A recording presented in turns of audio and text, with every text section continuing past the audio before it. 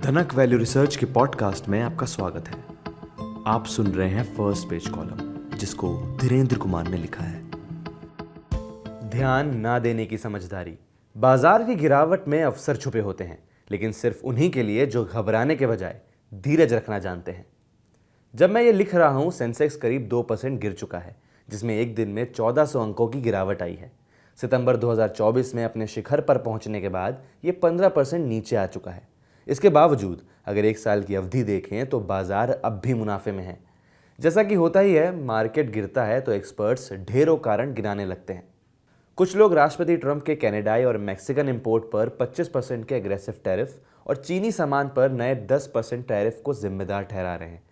कुछ दूसरे अमेरिकी डॉलर की मजबूती और बढ़ते ट्रेजरी यील्ड की ओर इशारा करते हैं। इसका असर विदेशी निवेश पर पड़ा है। इस साल अब तक भारतीय शेयरों से 27,889 करोड़ निकाले जा चुके हैं। डॉलर के मुकाबले रुपया 87 के पार चला गया है, जिससे निवेशकों की चिंता और बढ़ गई है।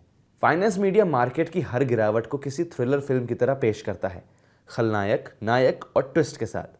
हर गिरावट के बाद एक नए विश्लेषण आते हैं जो बताते हैं कि वैश्विक अर्थव्यवस्था किस दिशा में जा रही है, कि कैसे ट्रंप की ट्रेड वॉर वैश्विक अर्थव्यवस्था को नया रूप देगी, या कैसे FIIs के पैसे का बाहर जाना भारत के निवेश परिदृश्य में एक मौलिक बदलाव का संकेत देता है। लेकिन सच्चाई यह है कि मार्केट का गिरना उठना नया नहीं है। मार्केट हमेशा ऊपर नीचे जाता रहेगा। असल समस्या ये नहीं है कि बाजार गिरता है, बल्कि ये है कि हर बार निवेशकों में घबराहट और चिंता का वही पुराना चक्र दोहराता है। अगर आप कुछ साल से निवेश कर रहे हैं तो आपको महसूस होगा कि ये सब पहले भी कई बार हो चुका है। ये एक ऐसी फिल्म की तरह है जिसे आप पहले भी देख चुके हैं। हर बार जब बाजार गिरता है, मेरे इनबॉक्स में चिंतित निवेशकों के संदेश भर जाते हैं। सबका एक ही सवाल होता है, क्या इस बार कुछ अलग है?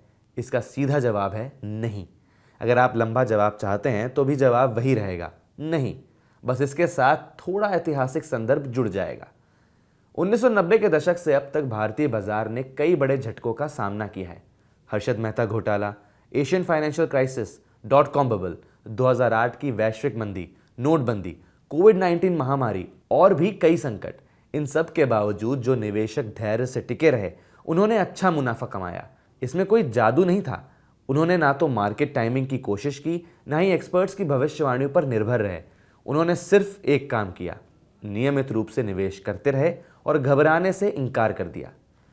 इसका मतलब ये नहीं है कि निवेशकों की चिंताओं को खारिज कर दिया जाए, क्योंकि जब आपके पोर्टफोलियो की वैल्यू गिरती है तो चिंता होना स्वाभाविक है, यहाँ तक कि तर्कसंगत भी है। बल्कि असली खेल ये है कि निवेश की रणनीति ऐसी हो जो इन भावनाओं को ध्यान में रखते हुए भी आपके फैसलों को प्रभावित ना करने दे। इसलिए SIP इतनी कारगर है। यह आपको सोच समझकर बाजार में बने रहने में मदद करती है और भावनात्मक निर्णय लेने से रोकती है। ये निवेश को एक साधारण आदत बना देता है, कुछ ऐसा जो आप रोजमर्रा के कामों की तरह करते हैं। जिन लोगों ने पहले से ही बड़ा पोर्टफोलियो तैयार कर लिया है, वो खुद से पूछें, क्या आपके मौलिक निवेश सिद्धांत में कोई बदलाव आया है? अगर आपने लंबी अवधि की संभावनाओं के आधार पर क्वालिटी वाले बिजनेस या फंड्स में निवेश किया है, तो क्या उन संभावनाओं में कोई भौतिक बदलाव आया है, या आप केवल मूल्य के बदलावों पर प्रतिक्रिया कर रहे हैं? दूसरा सवाल यह है कि क्या आपके निवेश की समय सीमा बदल गई है? अगर आप दशकों दूर के लक्ष्यों के लिए निवेश कर रहे हैं, तो आज के मार्केट की चाल, चाहे वे कितनी भी नाटकीय क्यों ना हो, बहुत लंबे समय में शोर ही कहलाएगी। कम कीमतों पर क्वालिटी वाले एसेट बेचकर उस शोर को जवाब देना एक सामान्य सर्दी के लिए एंटीबायोटिक लेने के फाइनेंशियल जैसा है, बेकार और शायद नुकसानदायक भी। सफल लॉन्ग टर्म निवेशकों की सबसे बड़ी खासियत ये नहीं कि वे क्या करते हैं, बल्कि ये होती है कि वे क्या नहीं करते। वे मार्केट में गिरावट के दौरान अपने पोर्टफोलियो की वैल्यू को लगातार जांचते नहीं रहते, अपनी घबराहट कम करने के लिए एक्सपर्ट की राय के पीछे नहीं रहते, या मार्केट की चाल के हिसाब से अपने अच्छी तरह से सोचे समझे निवेश को बदलते नहीं फिरते। कम शब्दों में कहूं तो वे मार्केट की हलचल को नज़रअंदाज करने की कला में माहिर होते हैं।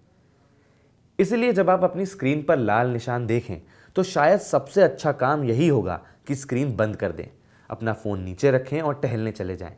मार्केट कल भी वही रहेगा, लेकिन आपकी चिंता शायद ना रहे। और चिंता का ना रहना किसी भी चतुर चालाक निवेश रणनीति से ज़्यादा कीमती फाइनेंशियल एसेट हो सकता है, जिसे आप विकसित कर सकते हैं।